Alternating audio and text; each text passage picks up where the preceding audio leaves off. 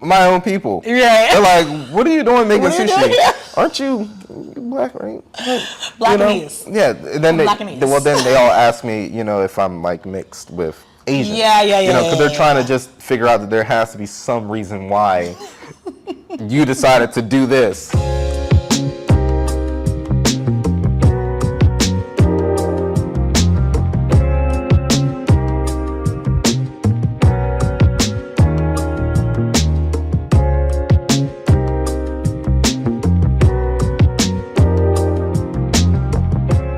This is Chef Dom Hardy. We are at the soon-to-be-open Bar Japonais in DC on a gorgeous day, actually. I feel like the weather really cooperates. Even though we're inside, it's a beautiful day today. This is like really my first time in DC. Really? Yeah, I've been to DC before, but it was a long time ago. But I'm really getting to enjoy just the whole city vibes and the atmosphere. It's really great. How long have you been working in DC? Well, honestly, for me, I'm fairly new to DC as well. Of course, being that I'm from the Eastern Shore, I've been in the DMV area for probably about 2 years now. Very new to DC. Prior to DC, I was in Alexandria. However, I'd say I've been in DC since about the winter of last year. How are you finding it in terms of like your chef career? Oh, wow. This is a melting pot for opportunity. I would have never thought that I would be able to come here and to make the progress that I've had so quickly. Because there's so many opportunities, there's a lot of chefs. Yeah. But I think it all comes down to the ability to network and the ability to be hungry enough to actually go out and find something that works very well for yourself. And luckily, since I've been here, I've found just that. Yeah. So this is your spot. This is Bar Japonais. It's not open yet, but will be soon. What is this process like of opening a restaurant? I know it's extremely labor intensive. Yes. So many, permits and all licenses and things to sell alcohol. How has it been? It's been It's been tough. It's been tough. When it comes to opening a restaurant, just like you said, when we have to do inspections, getting liquor licenses, things of that nature, all these things are pretty much the standard things that all restaurants have to do. However, the hardest part, I would say, is just coming up with a vision and saying, hey, this is who we are and this is exactly what we want to do. So once you get your concept together, then we can actually make a decision saying, okay, how can we curate a menu and a cocktail menu that will blend as far as who we want and what we want our identity to be. Yeah. So creating the menu is probably the toughest part. A lot of people think that just being a chef that you're just capable of just creating a menu all you just have a Rolodex of recipes at the ready. Exactly. And there's a million things that you want to try and sometimes it just doesn't work, So once we create our menu, we do tastings every week, sometimes multiple tastings every week, and always getting the feedback. Because the thing is, just because I might like it as a chef, doesn't mean that my consumer's going to like it. Right. So I just need to make sure I create something that I know is across the board going to be perceived very well. That's what I'm always interested in, is how do you sort of determine like what you like as a chef and balance that with, what the client wants to have? What's going to be something that will go over, pretty easily? I think for me, it just comes down from the customer point of view. Traveling all around the world and experiencing different cuisine, whether it's other countries or other places within the United States. I do my best to try to step outside the box, number one. Try restaurants I've never been to before and always try to order something different. Seeing what works, and I watch what other people are eating. I see this is being ordered a lot.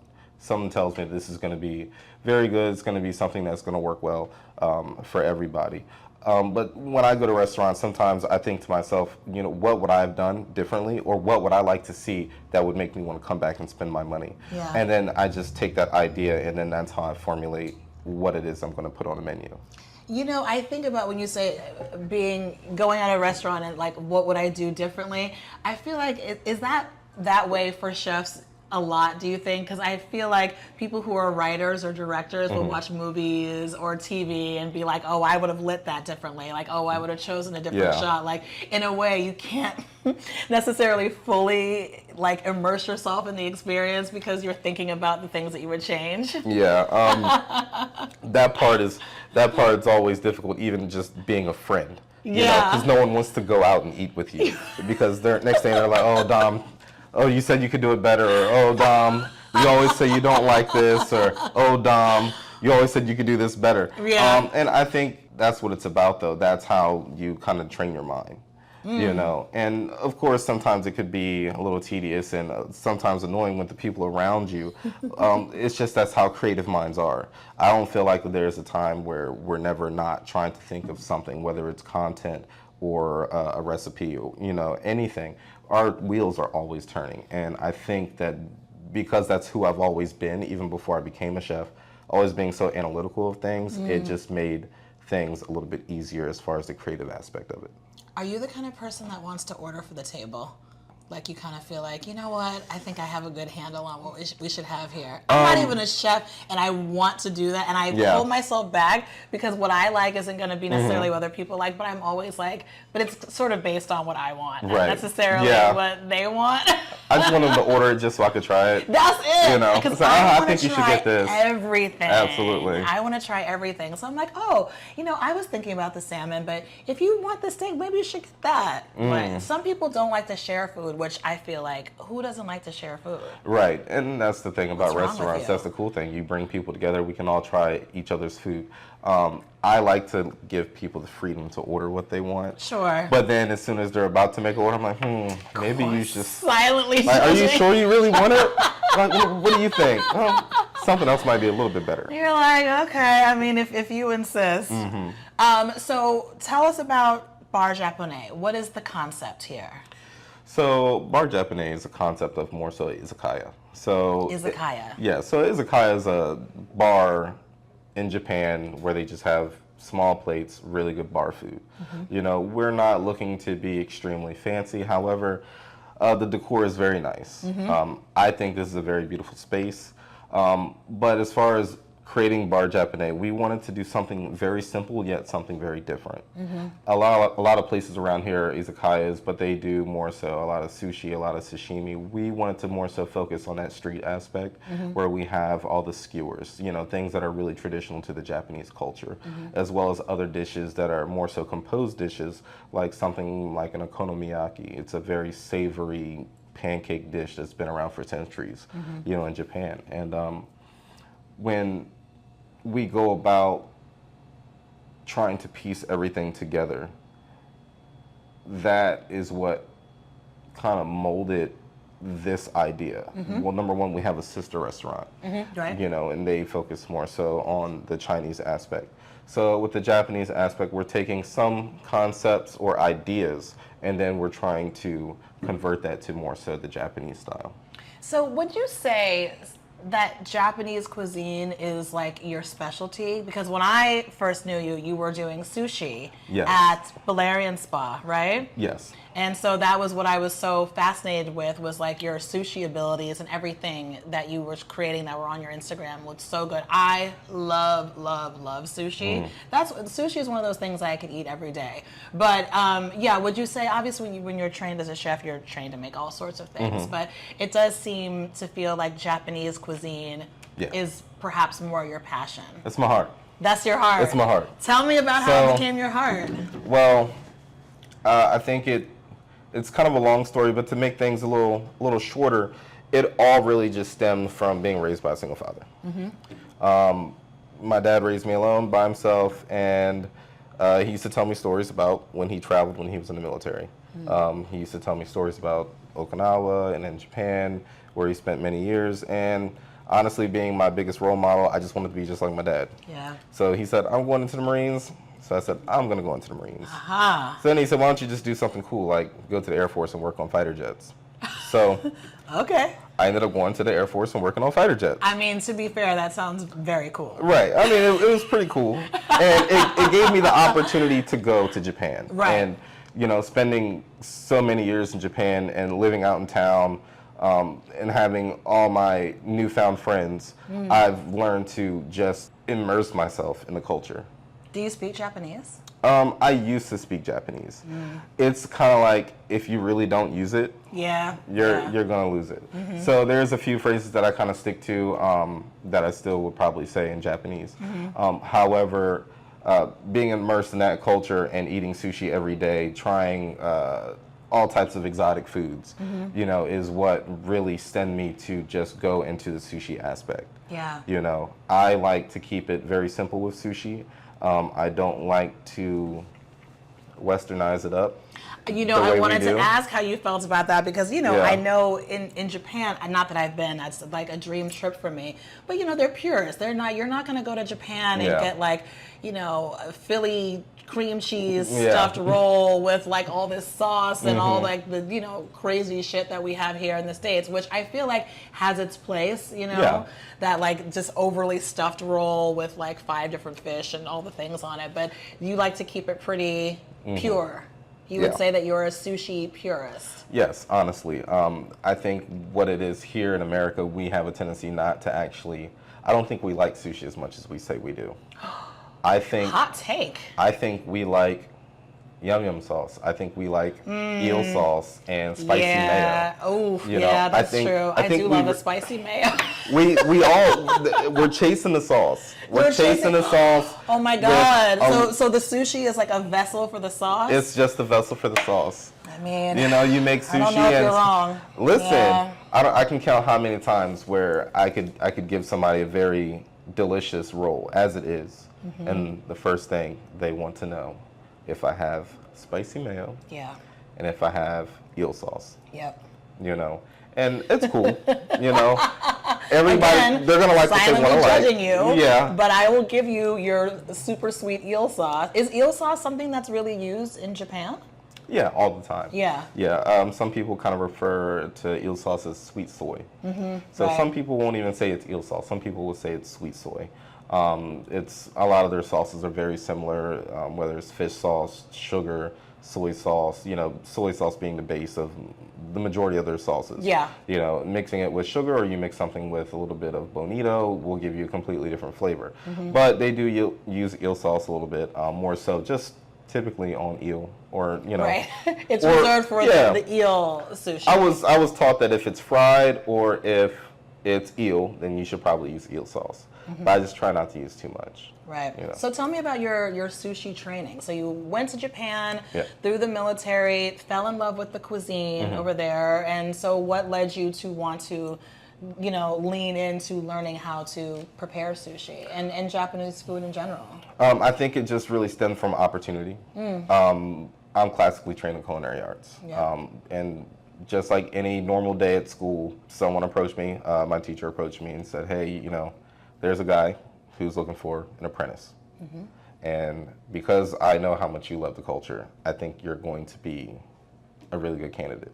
Wow. You know, and at the time, I didn't even know who this guy was. I never Yeah. heard of his restaurant, but apparently everyone around me knew who he was and about his restaurant. Who was he? So he was a guy named Barry Kreml, and he was trained by Japanese, but he owned a restaurant called Flying Fish out in Fenwick Island. Okay. So he invited me. I, you know, met with him, and he said, "Hey, you know, I like you. Let's do it."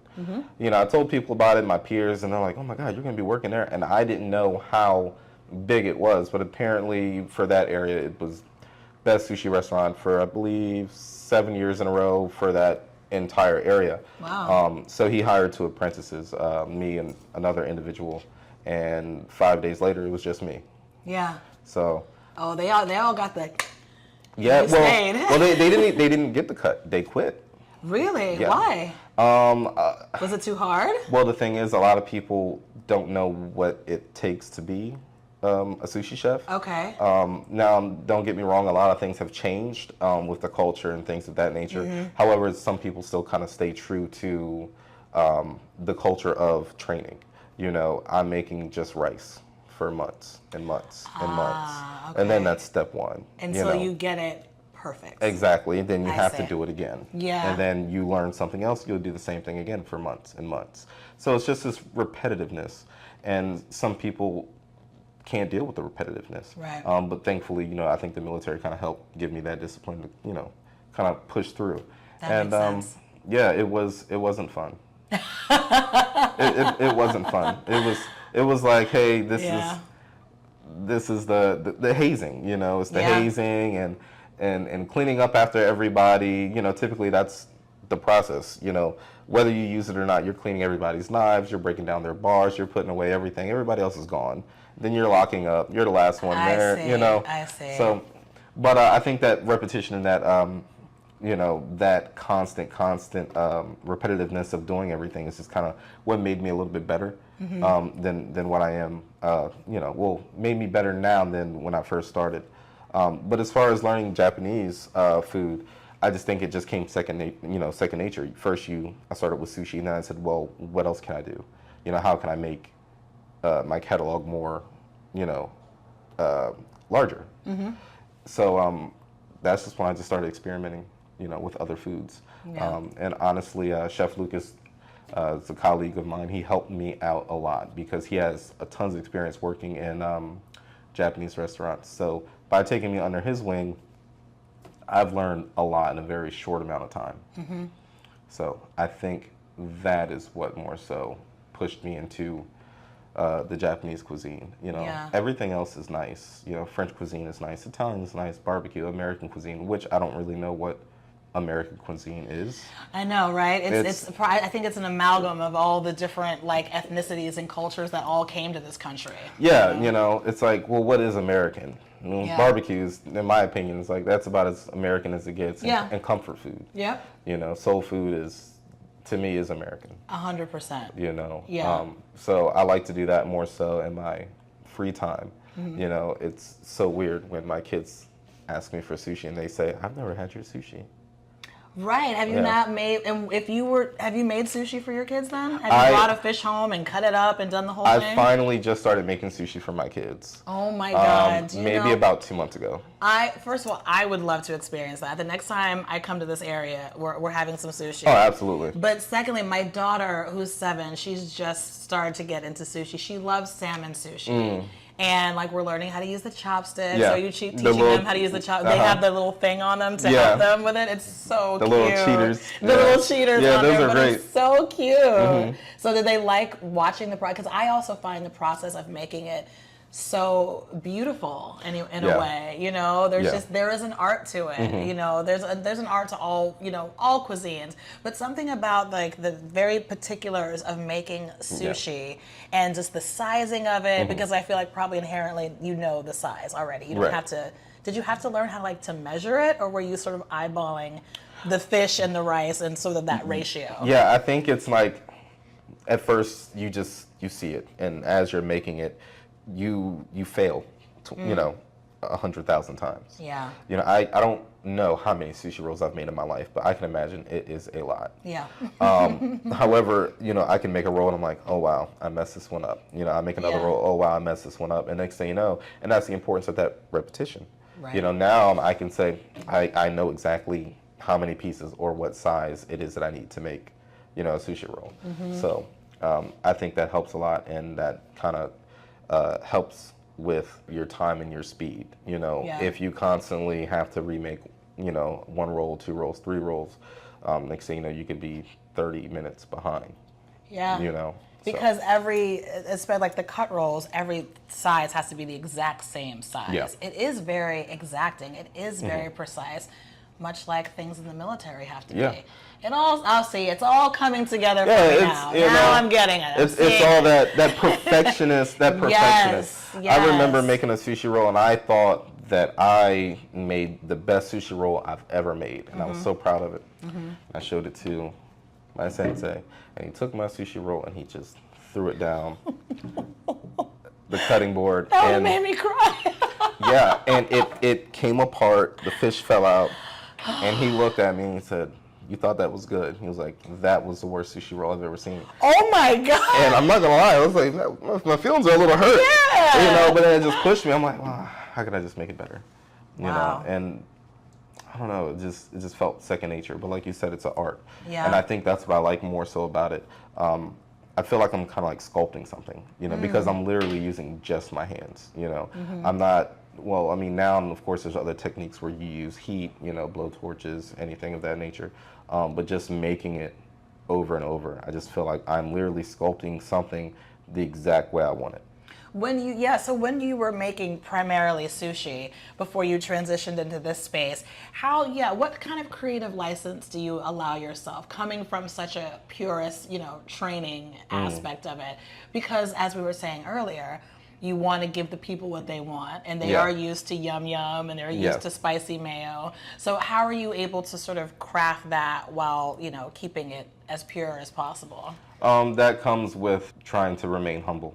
The thing is that's why we have these tastings, Right. because at the end of the day, the person who owns the business, they're going to say, hey, I still like what I like. Yeah. I can say, hey, maybe not so much of a good idea.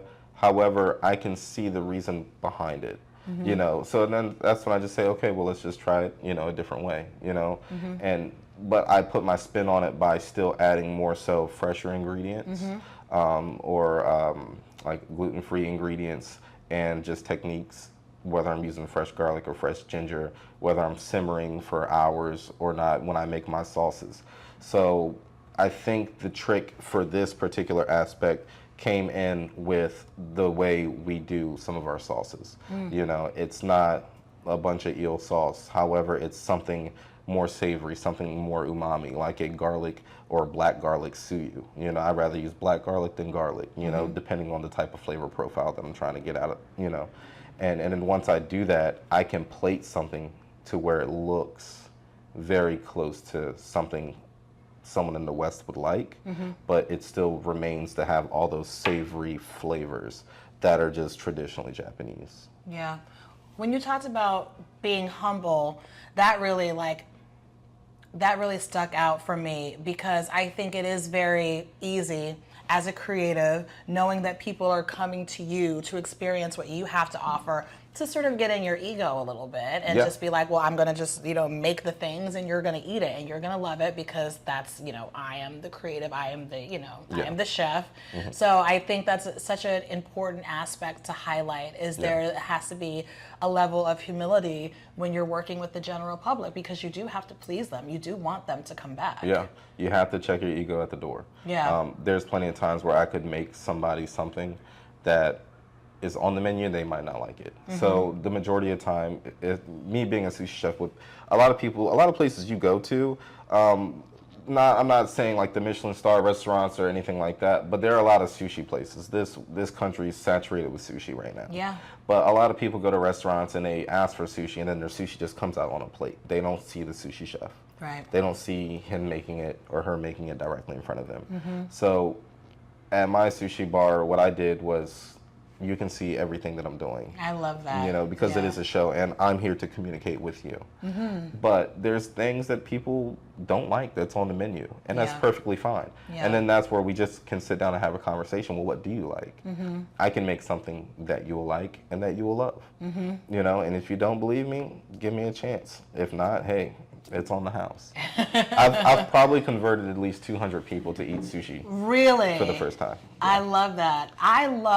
Personally, I love an omakase.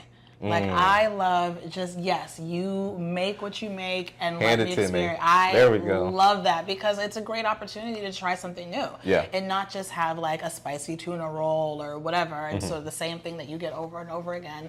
Once I kind of discovered that life, I was like, oh, this is how, if I have the opportunity to do an omakase service as opposed to a la carte, like, I'll take it. Absolutely. It's so much fun. It's so exciting too. But you do have to be a bit of an adventurous eater, because I like uni sometimes. Yeah, it's not something I can eat back to back. No, it's Give me very one. rich. Give me one, we're good. Yeah, we're good. We're good with one uni, not like, several of them. But I know there are some maybe more gimmicky places that love to like throw uni on like every piece of sushi. I'm like, is this necessary? Uni, caviar, and truffle. Yeah, listen, I enjoy truffle. Yeah. I don't feel like it needs to be everywhere on everything. Do It I does need not. truffle oil on sushi? Like, is that really necessary? No. I don't feel like it's necessary. And roe, I get, but caviar, and I love, don't get me wrong, caviar is like one of my favorite things. But I do feel like, you start to be like gimmicky. Yeah. You've seen like gold flakes on sushi. It's like, what are we doing? Do we need that? We don't. We don't need it. We don't. But I mean, it's the I'll thing. still eat it. People eat with their eyes. I mean, I'm not They gonna do, lie. yeah. If you give me some sushi with some gold on it, I'm Well, an that's the adventurous thing. eater as well. I'm you gonna know? eat it. I will eat your, gimmicky gold flex sushi. But Yeah. I think I like a pure. I love a hand roll. I'm big on hand roll. A crab hand roll is okay. Is a baked crab hand roll a westernized thing? Because it's got the mayo and all that business. A crab, like a crab hand roll, just the crab. But the baked crab hand roll, that's kind of a Western thing, no? Yeah, I've noticed that a lot of sushi that's baked, I haven't really seen before in Japan. I don't know. Maybe I just didn't go to the right places. I mean, don't get me wrong. I haven't been everywhere. Yeah. But definitely when I came back to America, I was like, oh, what's this? Oh, baked scallop, baked crab, And it does taste good. No. Yeah. I don't know if it's really. No, I can tell by the way you were like, or not. But I don't know how I feel about baked sushi. Yeah. I get it. It's meant to be raw. Oh, but the rice is meant to be warm, right? Yes. You're meant to have like the cold fish and the warm rice underneath. Absolutely. And I feel like a lot of places, like the fast sort of casual places, don't quite give you that. Yeah, everything's they the don't. same temperature. Yeah. Yeah. So I think well, we have some hand rolls that we're going to do here. We don't have any sushi rolls and we don't have any nigiri, but we do have the hand rolls, and me, I'm not a sushi roll fan Okay. anymore. Anymore?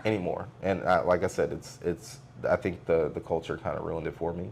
Really? With all their... Yeah, with all the sauces. And with all the I can go those to, damn sauces. I can go to a restaurant, I can order 3 different rolls, and somehow they all come out looking the same. And I'm like, I don't even know what I got here, I love it. I love the disdain to which you describe getting these like random sushi rolls. Like, what is this slop? Yeah. I'm a nigiri fan. Yeah. I just give me the fish, give me the rice. And but this bar Japonais, and we're gonna take a little tour in a little bit, just to sort of, because I want people to see, the process of like, opening a restaurant. Oh yeah. So, but you went from doing mostly sushi, and now you've got this Japanese street food style situation. So how is that transition? I mean, you're gonna have hand rolls, which is great, but you've elected not to have sushi at a Japanese place.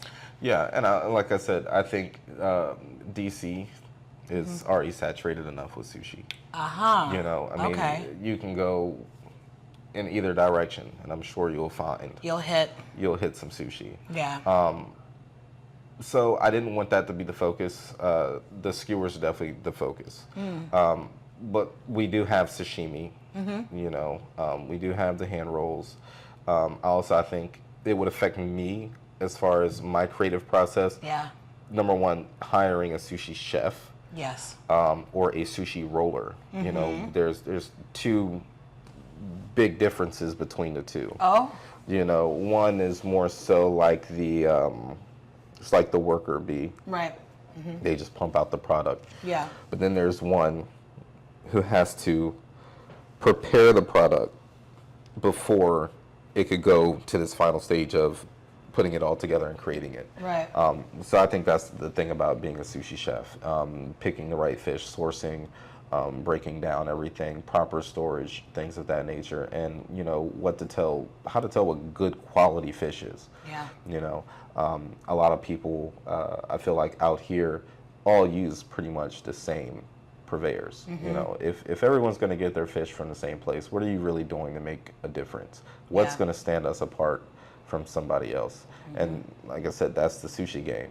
So if I get out of that and then I go into this more so Japanese cuisine, then that's where the difference is. Well, what are you doing differently? Oh, well, I have different flavors. I have different sauces that are infused. I have different cooking techniques. So all these things put together, will make for a better experience, And then for some people, we do have the filet, that everyone's going to like. Yeah. It goes on a hot rock and, a little bit of a demi-glace. It gets poured on it, table side. So, so the presentation is always fun. Yeah. Yeah, on the hot rock is always fun. Actually, I have the menu here. Let's have a look and see what you got. So there's skewers. Okay, so you're doing salmon on a skewer. Yeah. So then it's grilled? Yes, so all of our skewers are going to be just like what they do in Japan. They pretty much grill, all their skewers. So that's the take that we have going on with all of our skewers. Tomato maki, bacon tomatoes. So Oh my goodness. Tell me about this. This is a gluten-free option. And it's simple. It's no sauce. It's just tomato and bacon. Very, very traditional Tomato Japanese and bacon on a dish. skewer? On oh a my skewer. God. And I'm telling you right now, that is... That sounds so good. It's making me That hungry. is, a lot of people, you hear it, and you're like, oh, it's just tomato and bacon. But once you grill it, and you just pop one in your mouth, you're like, okay, this is it. Can I get another? Can I get two more? So those are fantastic. Oh my God. Okay, then we got pork belly, of course. Yes. We love the pork belly. I love, you have lots of gluten-free options here, actually. Sweet potato, eggplant, oyster mushroom. Very nice. We want to provide people with options. Yeah. You know, it's a lot different than what it was in the early 2000s and in the 90s. More allergies are coming about, Sure. you know, and gluten is a really big thing now. So it's really important for us to offer something that's vegan and also something that's gluten-free. That way anybody can come. You know, we have something that everyone's going to love. I love that. We're even doing vegan hand rolls as well, you know, with a king oyster mushroom. How do you feel about that, chef? Sometimes you gotta be a little humble. Yes. Right? Yes. So, and you have to give the people what you they gotta want give the and what they people- need while pushing their palate a little bit. Absolutely. You know, How can I meet using you here? your creativity to get them to open up so they can enjoy sushi, but it's within their dietary restrictions. Absolutely. Yeah. You know, I and get that. I'm not knocking anybody. You know, Yeah. if you're vegan, that's perfectly fine. If you're gluten-free, that's perfectly fine. Right. If you're allergic to allium or onions or things of that nature, it's perfectly fine. I just want people to be able to come and enjoy something and say, wow, this is different, because I don't think you're going to get another king oyster mushroom in a hand roll. You know? I don't think I've ever seen it. Wait, how do you feel about substitutions as a chef? Personally, I feel like chefs hate it. Yeah. They're like, I set this mean, menu for a reason. yeah, This works is what well. I do. These are the things that pair well together. Why Yeah. don't you try it Yeah. before you start telling me to take things out? Because I have to be honest. I'm not big on onions, especially raw onions. So if it's like a burger or something, obviously I can leave that out. That's no big deal. But if there is a dish that has, like, I'm always asking if someone's like potato salad or like tuna salad has onions in it. I know these things are like pre-mixed, so I can't ask them to take it out. But generally speaking, I try not to do that. I try not. What would you suggest for people who have a lot of, not restrictions, but sort of... Picky. They're picky eaters. They're just picky eaters. Yeah. How do we feel about the picky eaters that come into the restaurants and ask for the things, all the things? So tough. I try to at least convince people to get it the way it is first. Yes. You know, obviously there's a reason why we did it the way we did it. However, you know, I'd rather take my time out to give you the original product and for you to try it. And if you don't like it, I can make you something different. Okay. You know, but typically the majority of the time when I push that original product, I think a lot of people don't like something because they don't know. Yeah. A lot of people I've come across don't like certain things because they've probably had a bad experience, you know, or something of that nature. And that's perfectly fine. A lot of people that don't eat sushi are people that probably tried to eat sushi before. You know, my first 4 experiences eating sushi were horrible. Really? And I told myself I would never eat sushi again. And then I said, you know, maybe I jumped the gun a little too, you know, a little too quick. Yeah. Let me give it another shot. Next thing you know, I'm like, wow, okay, I can see now that this is actually, you know, something that I can enjoy doing. Yeah. Now I eat sushi like every week. Some people don't know they don't like it, you know, until they try it. You know, you can not like onions one way, but like onions a different way. So wait, you said you eat sushi. You eat sushi pretty frequently then? Like it's literally a part of your... Yeah, I eat sushi every week. Every week you eat sushi? Yeah. I love Oh, that this for is you. bad. I hope no one hears this. Well, I hope certain people don't hear this. It's just us and the whole world. I But think just, you know. I spend about $130 on sushi every week You better. I know you lying. by myself. Ah! Dom! Yeah, there's that. Oh my God! I like what I like. You go in and you go in. You go there and you order like many things. They know me by name. I was gonna say you have a place. You're gonna have to tell me the place. Yeah. We'll have to try to hit it. Oh yeah. my God! And it's not like a fancy place or nothing. Like I just happened to go in there one day and I'm like, well, let me try some nigiri. You know, like I said, I'm very simple. I don't need a whole lot. I don't need all these sauced out rolls. Yeah. I went. I got something. I said, ooh, this is nice. Before I left, they're like, oh, here, chef. Oh, they didn't know I was a chef, but they said, oh, here, try this. I'm like, oh, this is on the house. Oh, I'll see you next week. Yes, I'll be here. Of course, here. I'll see you next week. So I go to the same place every single time. I spend quite a bit of money. I sit by myself, and I watch a little TV, and I eat some sushi, and then I go about my day. That sounds amazing. Yeah. I really do love that for you. Okay, we talked a little bit about this last night. Yeah. So the traditional Japanese fried chicken, pronounce that for me. That's a karaage. Karaage. Yeah, karaage. Karaage. So I've had Korean fried chicken multiple times. Love it, love it, love it. Yeah. Don't know that I've had Japanese fried chicken. Can you tell me the difference? Very, very minor difference. I think the biggest difference is probably more so in the sauce that they use. So the Karaage chicken sauce is very similar to, I would say more so of a suyu base. But they're both fairly the same. A lot of Asian restaurants, what they do, they double fry. That's the best method to get the crispiest chicken. So it's a double fried, single battered chicken thigh. Basically, it's battered in potato starch. You just fry it at a low temperature, then you bring it up, fry it at a higher temperature to get that extra crispiness. But back when Korea learned how to fry chicken from African Americans back, in the wars, when they taught the Koreans how to fry chicken, a lot of people from Korea and Japan, they go back and forth, especially in the Asias. Even people in Taiwan, they go back and forth to Japan, quite often. Yeah. And by commuting all the time, that's when they learn to share their techniques. Everyone claims that, this technique is better than this technique. But honestly, I enjoy every single one of them. Yeah. I think that's the beauty of the Karaage chicken is how simple it is, but at the same time, it's just good bar food. Yeah. Yeah. It's really good bar food. Nice to have with a beer. Yeah. If I go to a bar in Japan, I want an Asahi Super Dry or Sapporo, and I want some Karaage chicken. Oh my God. I get a nice dipping sauce, and I'm a happy customer. I love it. So. I love it. All right, if you were to describe yourself as any kind of meal, specifically within your specialty, which is Asian Japanese, where would you put yourself? How would you describe yourself? Would you be sushi? Would you be like more of the izakaya? Am I saying it right? Yeah, I'm more of a izakaya. Preferably, I am more of a okonomiyaki. It's a savory pancake, and really kind of like translates to whatever you want. Basically, you can stuff whatever you want in this pancake, and you just cook it on the flat top, or you cook it in a pan, and it is super savory. It has a lot of depth, a lot of things that you think wouldn't blend together, and it just meshes very well. So basically, I say that to kind of describe my adaptability and how I can be many different things at once. I love that. And it's also like one of my favorite things to eat now. Yes. Yeah, it's awesome. A pancake stuffed with all sorts of goodies that has depth and flavor that that's a little bit unexpected. Okonomiyaki. I feel that for you. You would love it. Have you ever had okonomiyaki? No, Oh never. I got to listen. I can't wait to come back and explore this. Actually, can we go check it out? Can we go see a little bit of the restaurant? Yeah, absolutely. Why not? Let's go do it. Okay. I will take down 5 hand rolls very easily, and I will sit by myself, and I will eat the hand rolls, and I will get a Coke.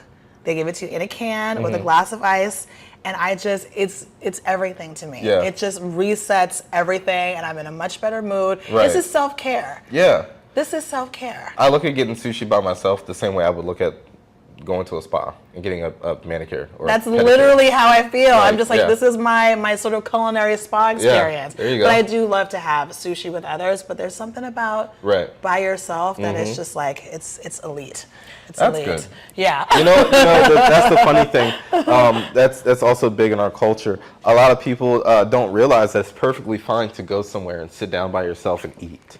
I love eating by myself. Japanese culture, you see a lot of people just eating by themselves. Really? You know? Yeah. And there's a lot of peace in that. Yes, it is. It's very peaceful. Okay, so here's the kitchen. Yes. So this, what I love about this is I don't think that I've ever seen a restaurant kitchen before it's in use. So I'm just like... Everyone loves the shiny things, right? Yeah, my goodness. It's so shiny. And you're like, I'm not even going to touch it. Like, it's just so shiny and perfect and pristine. And, you know, after a couple services, it's going to be what it's going to be. But I see we got our fryer here. This is for our chicken, right? And anything else that you have fried. But I was thinking of the chicken specifically that you're talking about. So that, we all have tempura vegetables that we're going to do, you know, seasonal and things of that nature. The thing I like about brand new equipment, it reminds me of like a brand new car, you know, because like even after we're done service, it's like, okay, well, I want to wash my car once a week. I want to clean my kitchen every single night. You know, I want to try to make it stay shiny. Yes. Especially because this is such an open concept. There's going to be individuals being able to sit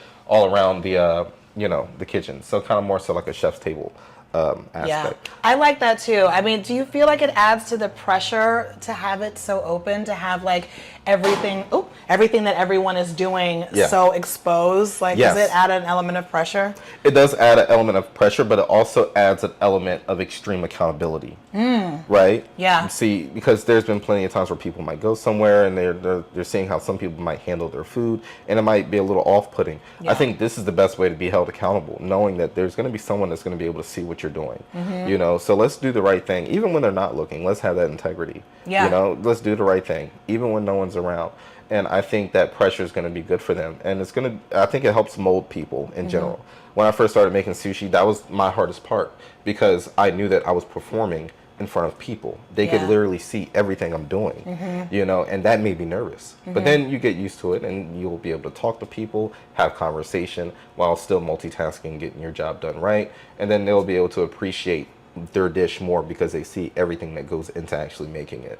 There also has to be a sense of like calm when you're in front of everybody, because I know kitchens can get a little hectic and get a little loud, absolutely, a little stressful. But when it's open like this, everyone's got to just be like humming along and, you know, not having like the freak out moments that can happen in kitchens. And I think that's exactly what we're here for. You know, that's what an executive chef is here for, because the moment your leader doesn't know what they're doing or starts to freak out, that's going to cause a chain effect. Totally. You know, as long as your executive chef can remain calm, he will be able to keep his staff calm. You know, and that will help get things through. You know, even if there are mistakes, because let's be real, we're all human. We're going to be susceptible to making mistakes. The thing is, how do you bounce back from that? You know, are you going to let it, you know, dictate and control the rest of your shift? Or are you going to learn from it, and then we're just going to keep it moving? You know, and having a good leader is what makes that all possible. Absolutely. So, I think it is the right space. It's the right space for exactly what it is that we're going to do. Yeah, so. I think it's amazing. It's beautiful. Congratulations. Thank you so much. On everything. Thank you for chatting with me too.